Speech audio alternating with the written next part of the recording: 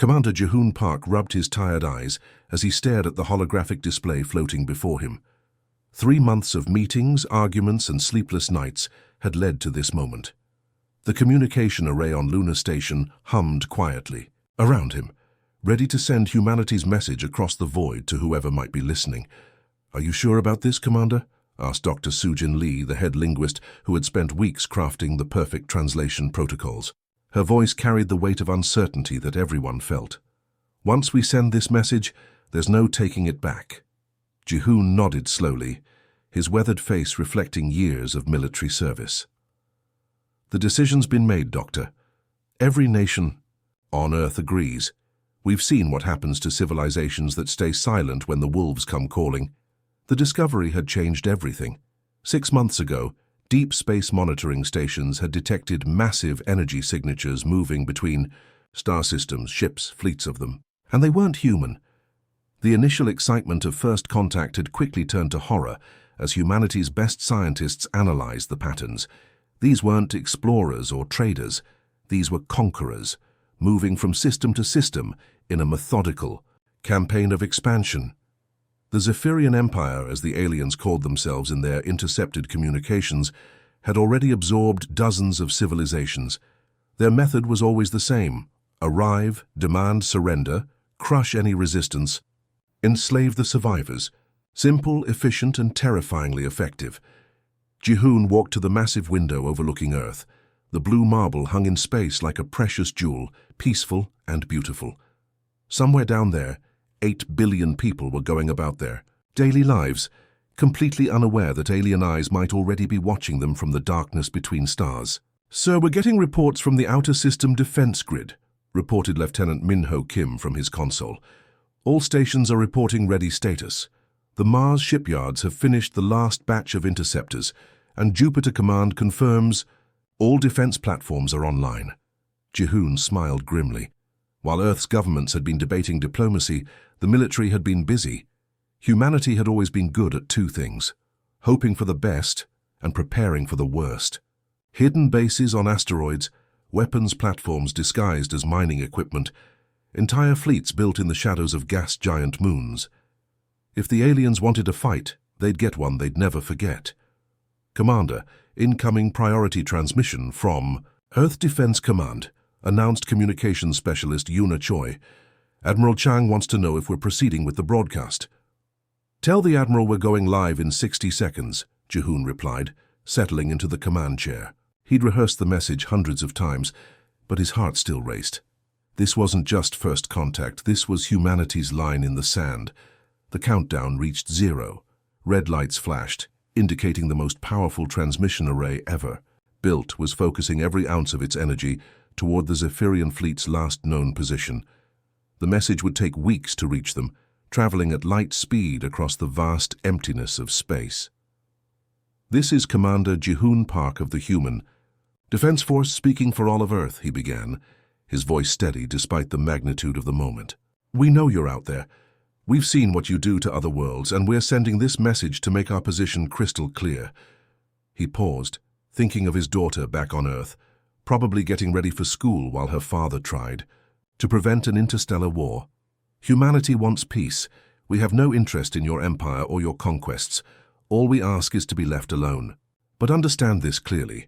Any attempt to invade, conquer, or harm our world will be met with total resistance. We've seen your methods, and we reject them completely." The words hung in the air, broadcast across space toward an alien intelligence that viewed entire civilizations as nothing more than resources to be harvested. "We hope you'll make the wise choice," Jihoon continued. "Turn your fleets away from our system. Find other paths for your expansion, because if you come here expecting easy prey, you'll discover that humanity is nothing like the species you've conquered before." The transmission ended.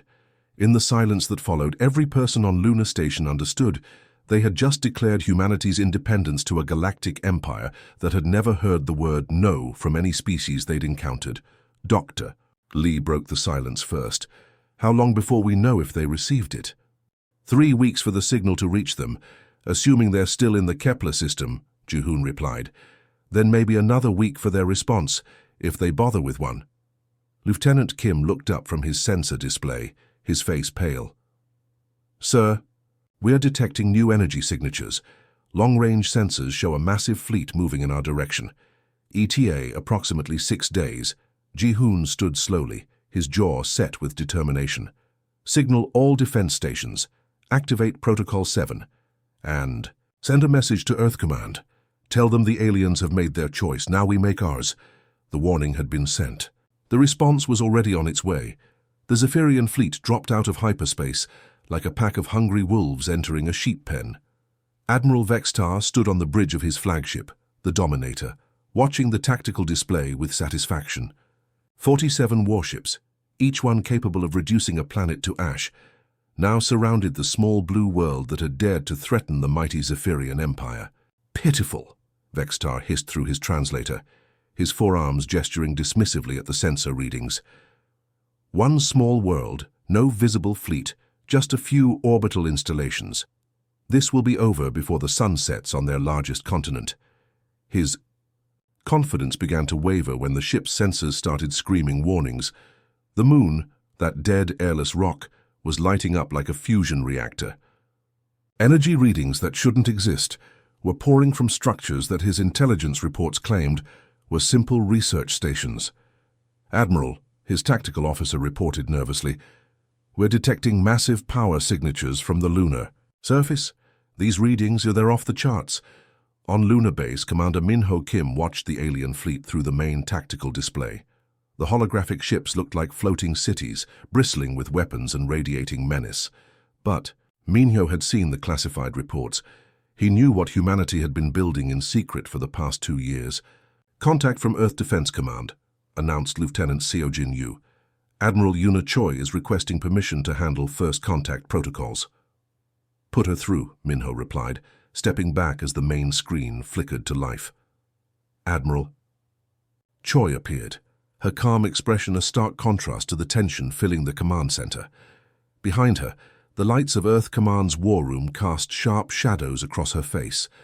Zephyrian fleet, Admiral Choi spoke clearly into the communication array. This is Admiral Yuna Choi of the Earth Defense Force. You were warned to stay away from our system. This is your final opportunity to withdraw peacefully. The response came quickly. Admiral Vextar's voice crackling with arrogance through the universal translator. Insignificant humans, you will surrender immediately. Your world will be absorbed into the Zephyrian Empire. Resistance will only make your deaths more painful. Min-ho shook his head. They never learn, do they? Admiral Choi's expression didn't change. Very well, Lieutenant Kim, you are authorized to fire 1 warning shot. Target the flagship's secondary hull. Show them we mean business, but don't destroy the entire ship. Yet, deep beneath Luna's surface, mechanisms that had been hidden from alien sensors for months suddenly came alive. The lunar rail cannon, disguised as a simple research facility, emerged from its concealed position. The weapon was a masterpiece of human engineering, a magnetic accelerator that could launch projectiles at a significant fraction of light speed. Firing solution locked, reported weapons specialist Ji-won Nam. Target acquired, 1 warning shot, as ordered. The cannon fired. 2. The naked eye, nothing seemed to happen. No dramatic flash of light, no visible beam cutting through space. But on every sensor screen in both fleets, the energy discharge registered like a small star being born and dying in microseconds. Admiral Vextar was thrown to the deck as his flagship shuddered violently. Emergency klaxons wailed throughout. The ship as damage reports flooded in.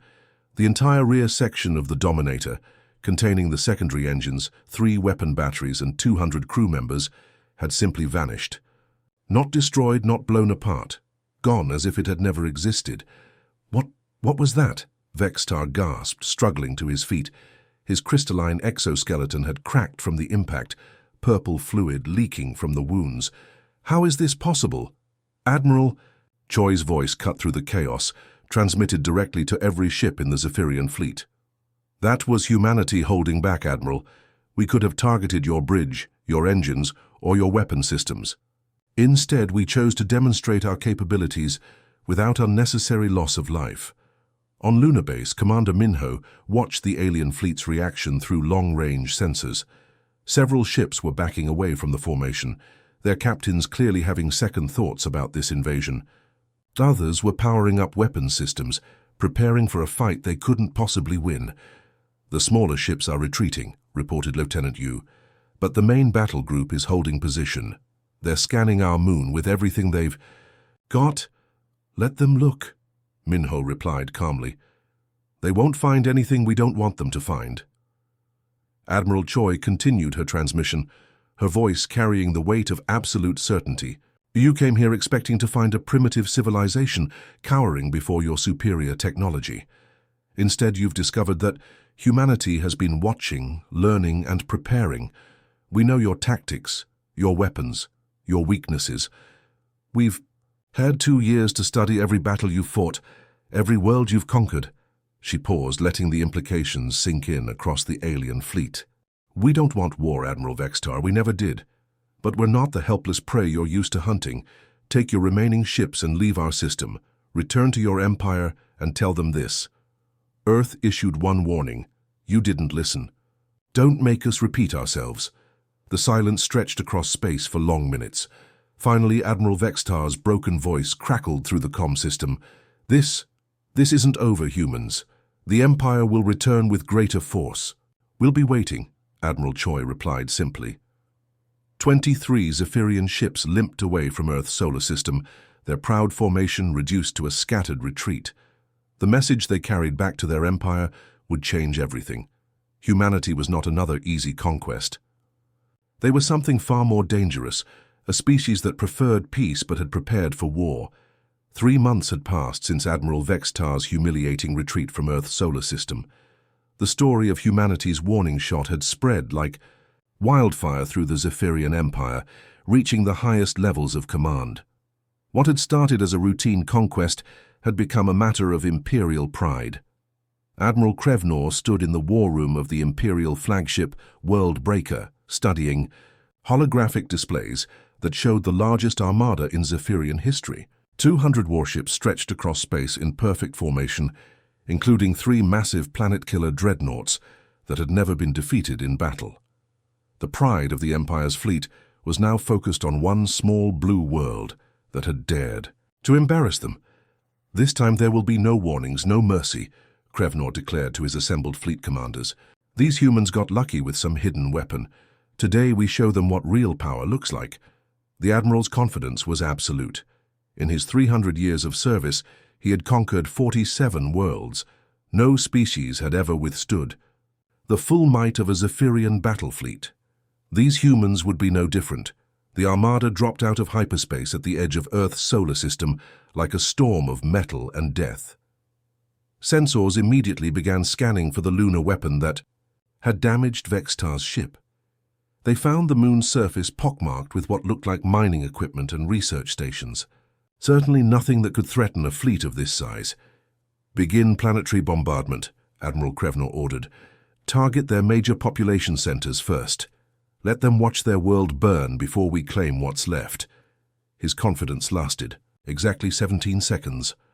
Warning alarms screamed across every ship in the Zephyrian fleet as space around them suddenly came alive with activity. What they had assumed were dead asteroids began moving, revealing themselves as massive defense platforms bristling with weapons. The planet Mars, which should have been nothing but a barren rock, launched wave after wave of sleek fighters that moved with impossible coordination. Captain Jiwon Nam sat in the command chair of the battleship Incheon, watching the alien fleet through tactical displays that showed every enemy vessel in perfect detail. Around her, the bridge crew worked with calm efficiency that came from months of preparation and drilling. "All solar defense grid stations report ready," announced Lieutenant Hyunwoo Kang from the weapons console. "Mars Squadron is in position. Jupiter Command confirms all defense platforms are active and waiting for your orders." Jiwon smiled grimly.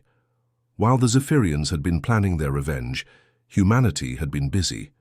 The past 3 months had seen the most intensive military build-up in human history.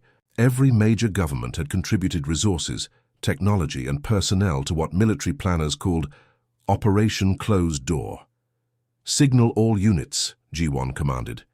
"Execute Protocol 7. Show them what we've been building while they were licking their wounds." The battle began with a symphony of destruction that would be remembered for generations. Human ships emerged from hiding places throughout the solar system, sleek, deadly vessels that moved like dancers compared to the lumbering Zephyrian dreadnoughts. They had been built for one purpose: to fight and win against numerically superior forces. Admiral Krevnor watched in growing horror as his mighty fleet began falling apart. The humans weren't fighting like any species he'd encountered before. Instead of forming battle lines and trading shots, they struck like lightning, hit their targets and vanished before his ships could respond. Their weapons seemed to adapt in real time, finding weaknesses in Zephyrian shields and exploiting them with surgical precision. "How are they moving so fast?" he demanded, as another of his heavy cruisers exploded under concentrated fire from human fighters. "Our sensors can barely track them." The answer lay in humanity's greatest strength: their ability to learn and adapt. Every battle the Zephyrians had fought for the past century had been studied and analyzed. Human engineers had designed their ships specifically to counter alien tactics, while military strategists had developed new forms of warfare that made traditional fleet combat obsolete. Commander Seojin Yu led the 3rd Fighter Wing from the cockpit of her interceptor, diving through the alien formation like a hawk among pigeons. Her squadron moved as one mind, their actions coordinated by quantum communication systems that made their response time nearly instantaneous. "Target the cruiser's engine section," she ordered her wingmen.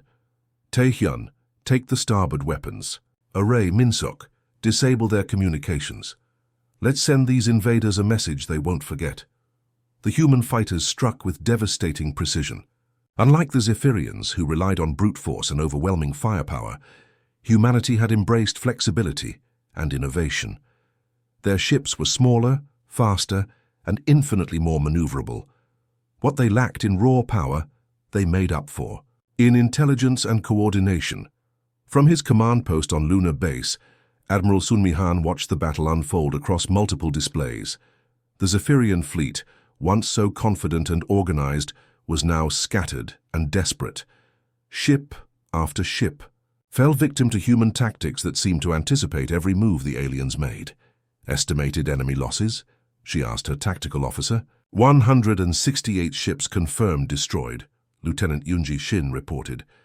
24 more are dead in space, life support failing. Only 12 vessels are still combat capable, and they're trying to retreat. The battle had lasted 43 minutes.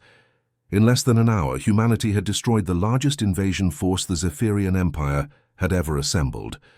The few surviving ships limped away from Earth's solar system, carrying with them a message that would change the balance of power in the galaxy. As the last enemy vessel disappeared into hyperspace, Captain Nam opened a channel to all human forces.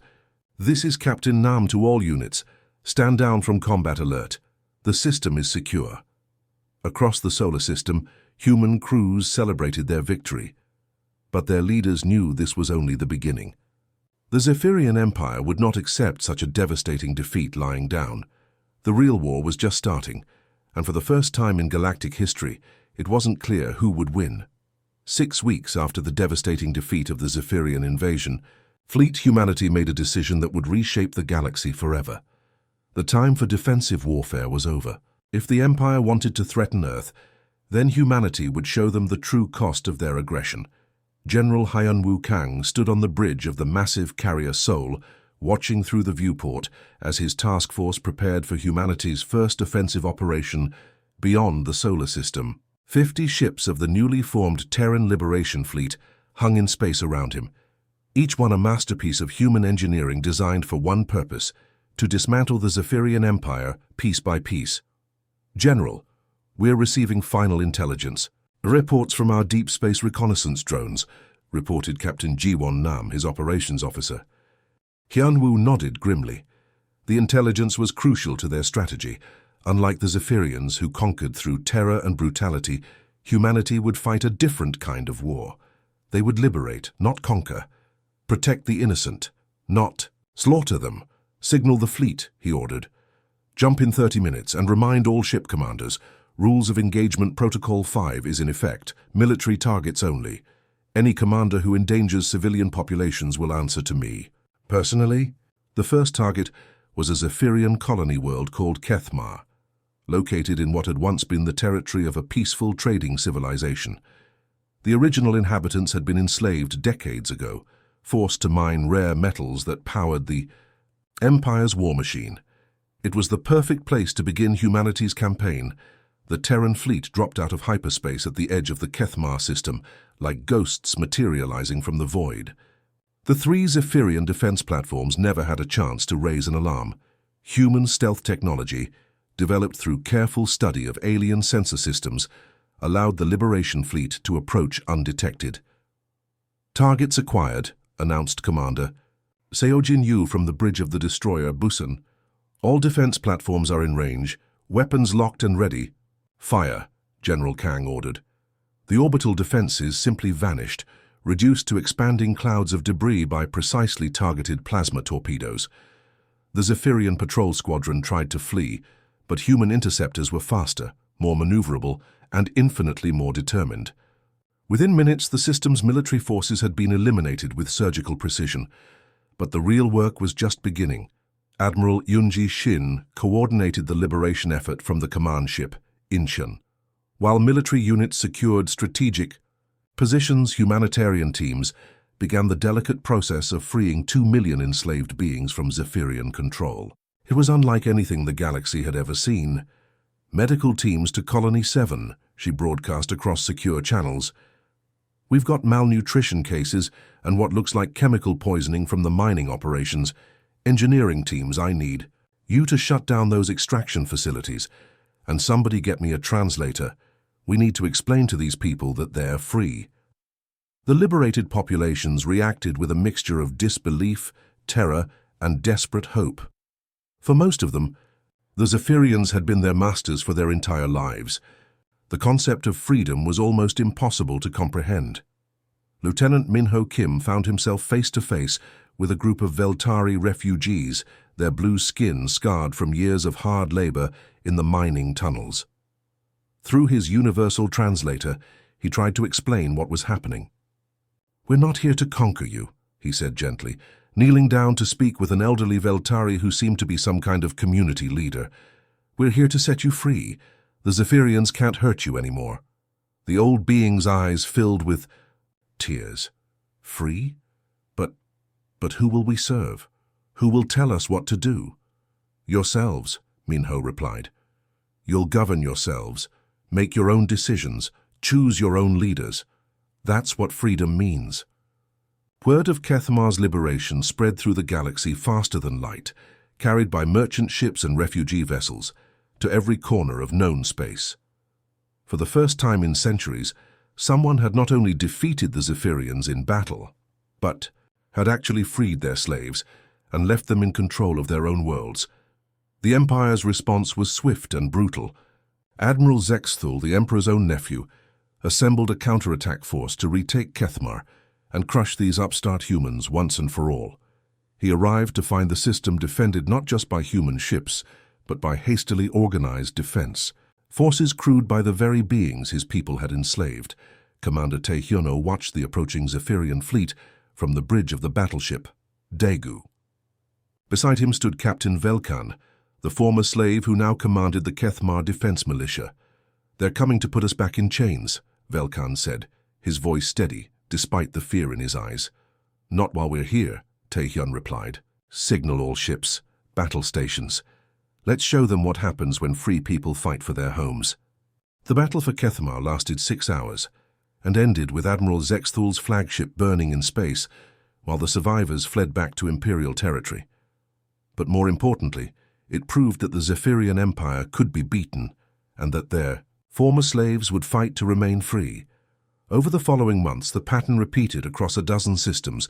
Human forces would arrive, eliminate military resistance with minimal collateral damage, liberate enslaved populations, and help establish new governments based on freedom and self-determination. Each victory inspired more rebellions, more defections from the Imperial fleet, and more systems declaring independence. The Zephyrian Empire, built on fear and oppression, found itself facing something it had never encountered: An enemy that offered hope instead of conquest, freedom instead of slavery, and protection instead of exploitation. For the first time in galactic history, the predators had become the prey. 6 months after Earth had issued its single warning to the Zephyrian, Empire Admiral Sun Mihan stood in the former throne room of the Imperial Palace on Zeftar, the Empire's capital world. The massive chamber, once designed to intimidate visitors with its overwhelming displays of power and wealth, now served as a tribunal for justice that had been centuries in the making. Through the towering crystal windows, she could see the peaceful, orbital dance of human and allied ships maintaining security, while reconstruction efforts transformed the scarred planet below. The contrast couldn't have been more stark. Where Zephyrian rule had brought fear and oppression, humanity offered hope and healing. "The final casualty reports, Admiral." Captain Ji-Won Nam handed her a data pad as he approached. "Total Zephyrian military losses, 94% of their fleet, including all 3 planet-killer dreadnoughts. Civilian casualties during the Liberation Campaign, fewer than 800 across 47 worlds." Sunmi nodded solemnly. Even in victory, every lost life weighed heavily on her conscience. "And the humanitarian situation?" "Better than we dared hope," Ji-Won replied. "Medical teams report that most of the freed populations are responding well to treatment. The Veltari from Kethmar are already establishing their own planetary government. The Krindal have asked for assistance setting up trade relationships with their neighboring systems." At the center of the throne room, the last Zephyrian Emperor, High Lord Zex Thul, knelt in restraints before a tribunal composed of representatives from dozens of liberated worlds. His once magnificent crystalline carapace was now cracked and dulled, reflecting his empire's fall from power. Around him stood the few surviving members of his inner circle, awaiting judgment for crimes that spanned centuries. Commander Minho, Kim served as the tribunal's military advisor, having witnessed firsthand the conditions on the liberated worlds. "Your Honor," he addressed the chief judge, an elderly Veltari whose own scars told the story of decades under Zephyrian rule, "the evidence of systematic genocide, enslavement, and cultural destruction spans over 300 worlds and affects more than 40 different species." The former emperor's voice cracked as he spoke for the first time in days. We were bringing order to chaos, civilization to primitive worlds. Everything we did was for the greater good of the galaxy." Murmur of anger rippled through the assembled representatives. Admiral Han stepped forward, her voice carrying the weight of absolute moral authority. "Your idea of order was built on the suffering of billions," she said quietly. "You called it civilization, but we've seen your work. Families torn apart, cultures destroyed, entire species reduced to slavery. That's not civilization, Emperor. That's barbarism dressed up in fancy words." Lieutenant Seojin Yu monitored communications from the fleet headquarters she'd established in the palace's former war room. Reports flowed in from across the galaxy as the transformation continued.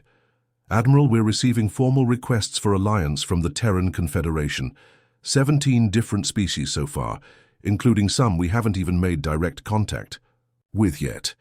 The Terran Confederation, humanity's answer to the old empire's tyranny. Instead of conquest and subjugation, it offered voluntary membership, mutual defense, and shared prosperity.